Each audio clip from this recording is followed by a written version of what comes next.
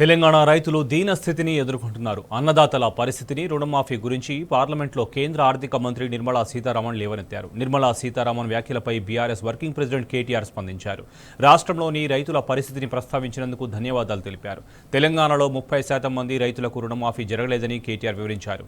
రైతు బంధు విడుదల కావడం లేదన్నారు. రాష్ట్రంలో సాగునీటి కష్టాలు ఎక్కువయ్యాయని వివరించారు.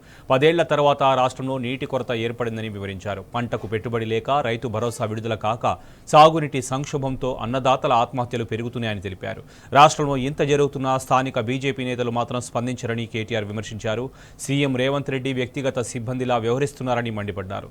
రైతులకు మద్దతుగా ఒక్క మాట మాట్లాడరని గుర్తు చేశారు.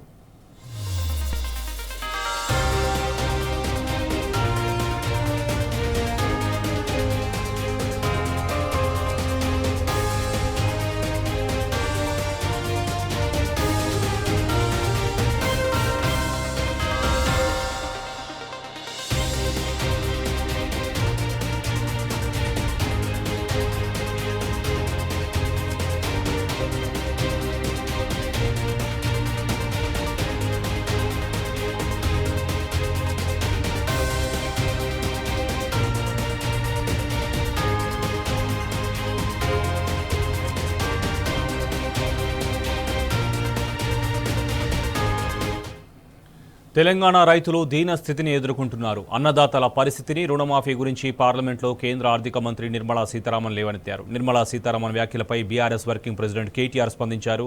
రాష్ట్రంలోని రైతుల పరిస్థితిని ప్రస్తావించినందుకు ధన్యవాదాలు తెలిపారు. తెలంగాణలో 30% మంది రైతులకు రుణమాఫీ జరగలేదని కేటీఆర్ వివరించారు. రైతు బంధు విడుదల కావడం లేదన్నారు. రాష్ట్రంలో సాగునీటి కష్టాలు ఎక్కువయ్యాయని వివరించారు. 10 ఏళ్ల తర్వాత రాష్ట్రంలో నీటి కొరత ఏర్పడిందని వివరించారు. పంటకు పెట్టుబడి లేక, రైతు భరోసా విడుదల కాక సాగునీటి సంక్షోభంలో అన్నదాతలు ఆత్మహత్యలు పెరుగుతున్నాయని తెలిపారు.